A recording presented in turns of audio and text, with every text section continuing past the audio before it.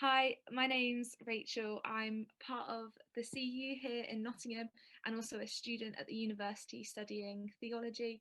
And it is my great pleasure to welcome you today to a panel about race. We're joined today by Israel and Elliot, and I'm just going to allow them to introduce themselves. So, Elliot, why don't you introduce yourself first?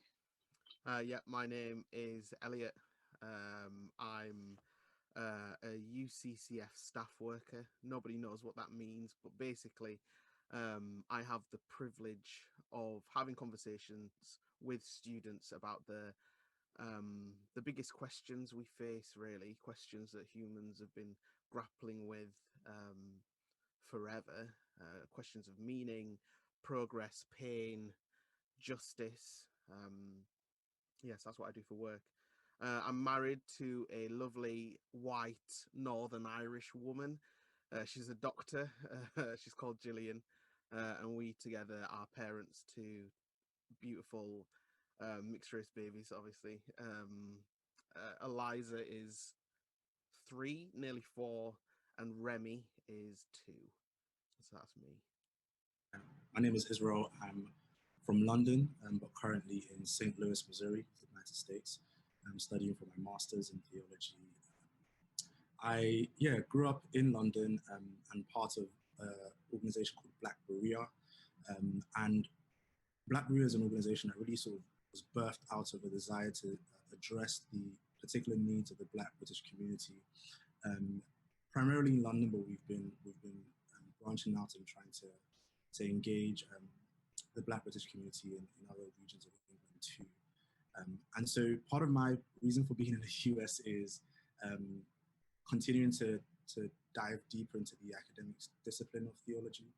And I felt it'd be actually really good to spend some time outside of the UK to be able to actually see what the issues look like from another vantage point, to step out and sort of look from the outside. And so it's been a really great time. So far, I've been here for coming to 2 years. Got married last summer to Rachel Robinson, now Rachel Collade. And so, we married for just over 6 months. And so it's been a great time. We had a COVID wedding, which will be a story to tell for generations. But yeah, that's me. Thank you so much, Israel and Elliot, for both joining us today.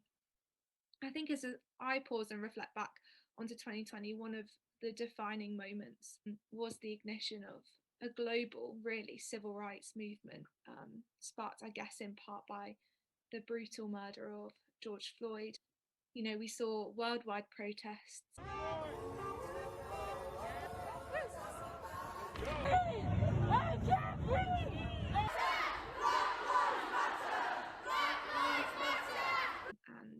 And I know I made a lot of personal commitments to understanding my own white privilege, seeking to amplify Black voices, to go through a process of learning and unlearning. I had a lot of confronting conversations with white friends and Black friends alike. And I guess just reflecting back as well on the impact of COVID-19 and how that has disproportionately affected Black and minority ethnic groups. It has sometimes left me in a real whirlwind, thinking about how I can amplify Black voices, social media activism, and also processing the muddling emotions of being in lockdown and getting coronavirus, and also being a university student.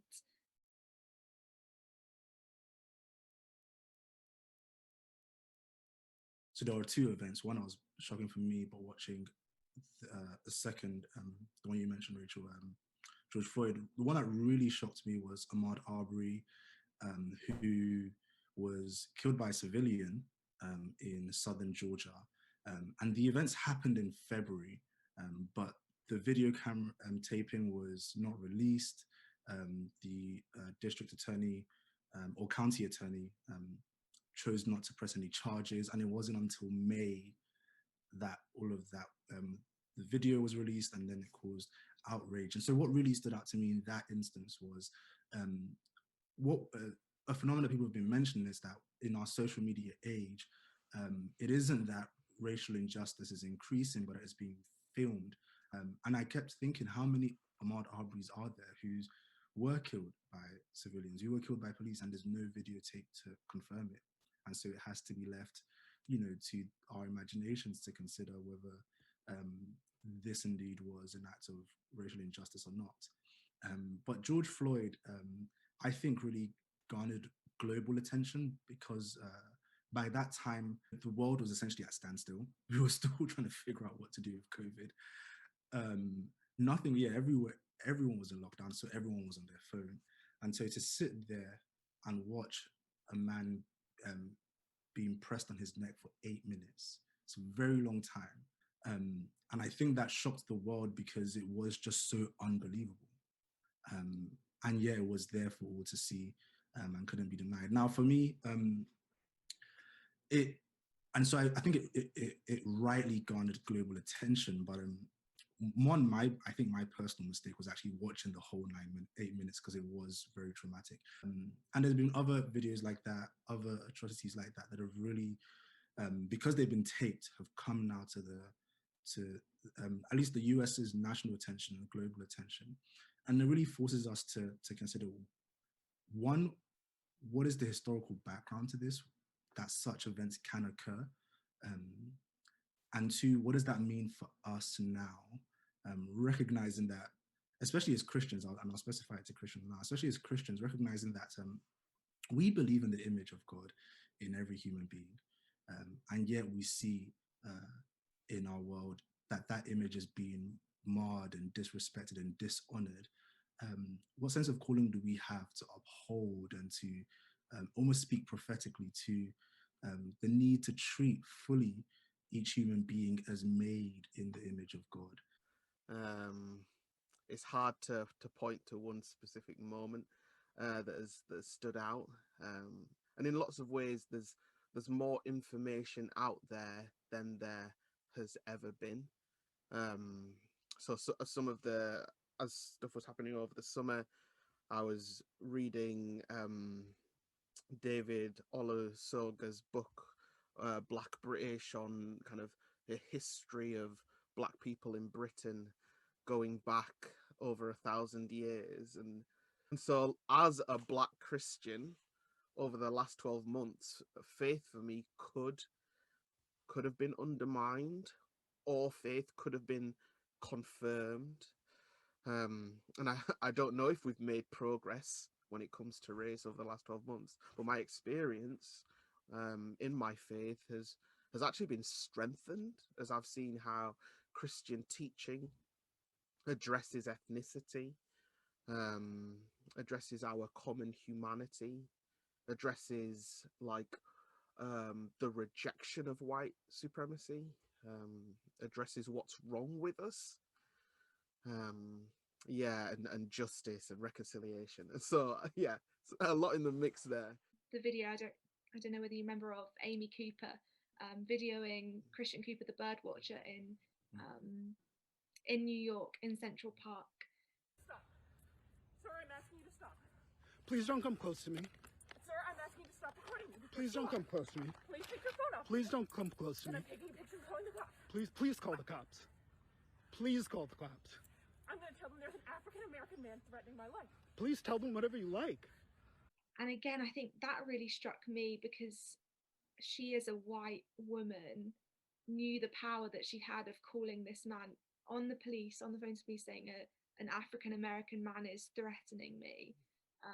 And she was weaponizing her skin color against someone else's, someone who shared her same last name. Yes, they weren't related, but they had a commonality even in that. And I really recognize what really struck me is that the voice of a white woman had so much power in that situation. But how can I, as a Christian, speak out against racial injustices that we see?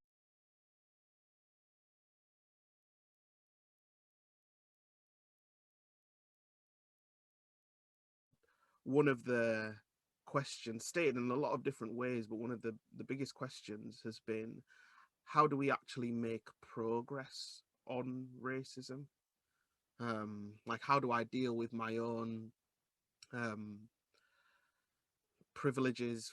How do I deal with my own prejudices? How do I then challenge my friends? So on and so forth, so on and so forth. I think students today, like, they have a like cosmic care, a global care, a care about like how our world is doing, which includes, I think, um, how their fellow human beings who are black, how they're doing in the world.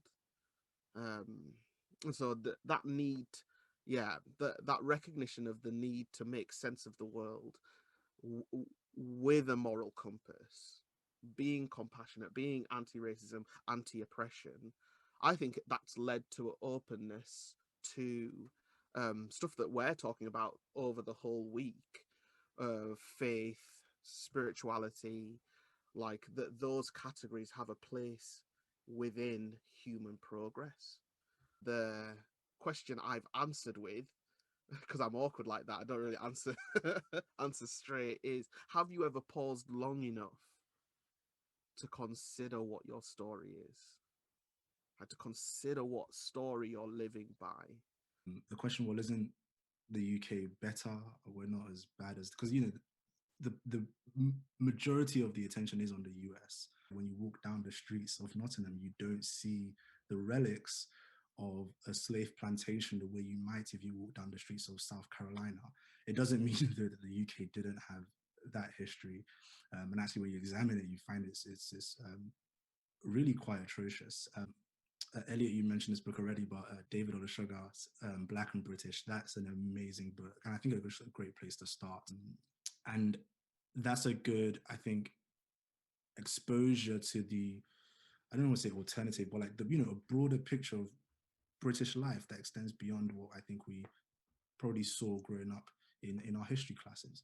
The other question I get is the connection between Christian spirituality, religious devotion, you know, personal spiritual formation, sanctification, and justice. It's almost like, well, I'm a good person. I'm invested in the church. I am seeking to have a life conformed to the image of Christ. And, you know, what is this burden that's being placed on me now in regards to justice? And even if I admit that this burden is there, I feel very powerless. Like, what am I meant to do? The purpose of one's personal devotion to God was never meant to be restricted to almost the Sunday morning experience and a Bible study, but it's actually meant to permeate all of life, permeate your, you know, your engagement with your whole community, permeate the way you walk through your university campus and the way you interact with every sphere or institution you interact with. And one passage that I think really shows this is Isaiah 58. Isaiah 58 verse 6, is not this the fast that I choose, to loose the bonds of wickedness, to undo the straps of the yoke, to let the oppressed go free, and to break every yoke? Is it not to share your bread with the hungry and bring the homeless poor into your house? And I give that passage an example of just trying to step away from separating the questions of spirituality from the questions of justice, that they are interconnected. Yeah, and just to tag on the back of that, I think it's important to recognize that, like you're saying, Israel, the Christianity isn't this individualistic,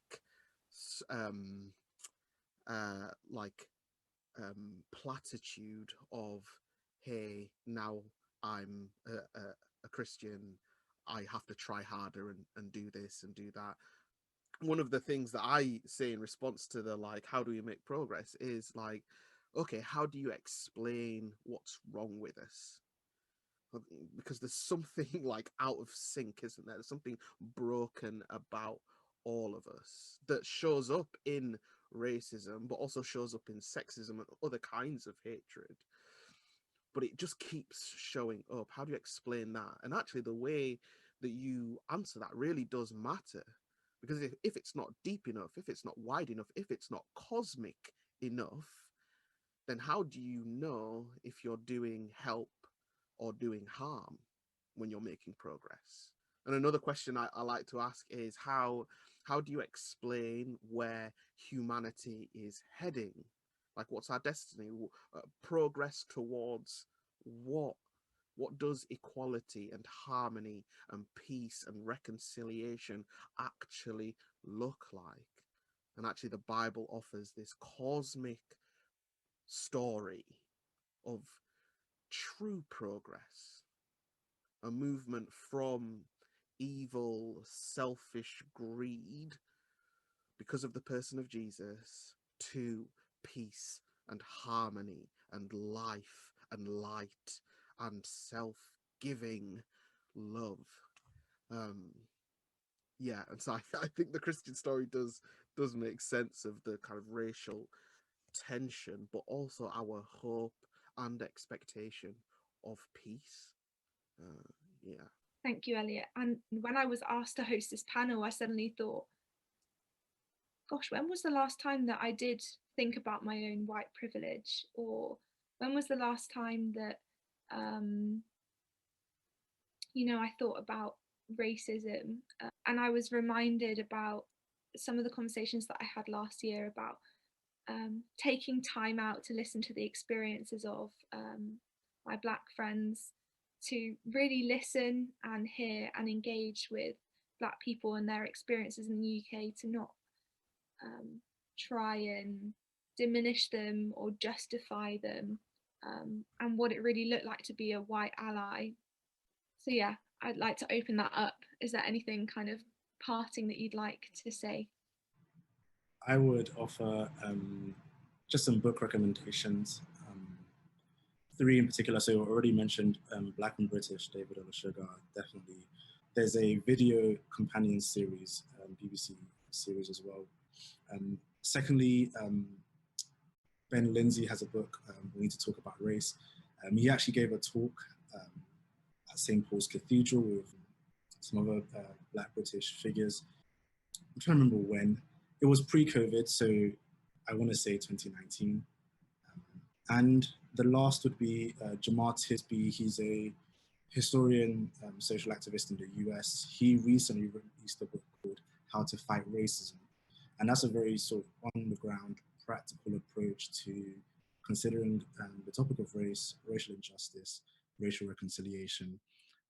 And so I think on the question of, what are the practical, tangible things that can be done moving forward for the cause of the gospel and for the cause of social progress, he offers very, I think, tangible applications there.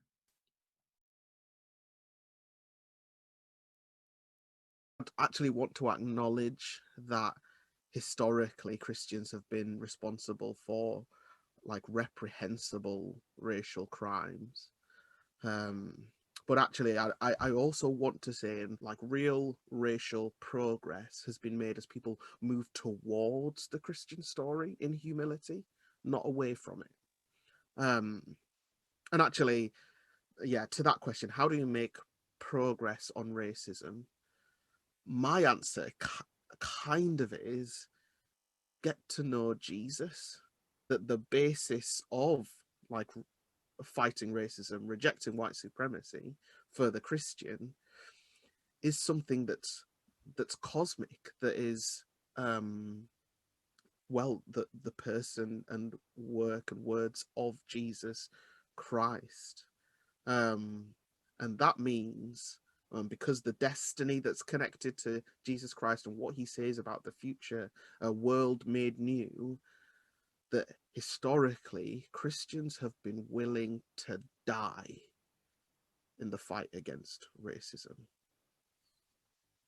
And so Jesus doesn't just fight racism, he actually has the power to transform a human heart full of hate, so that with new hearts we'd be willing to love to the point of death, just like he did.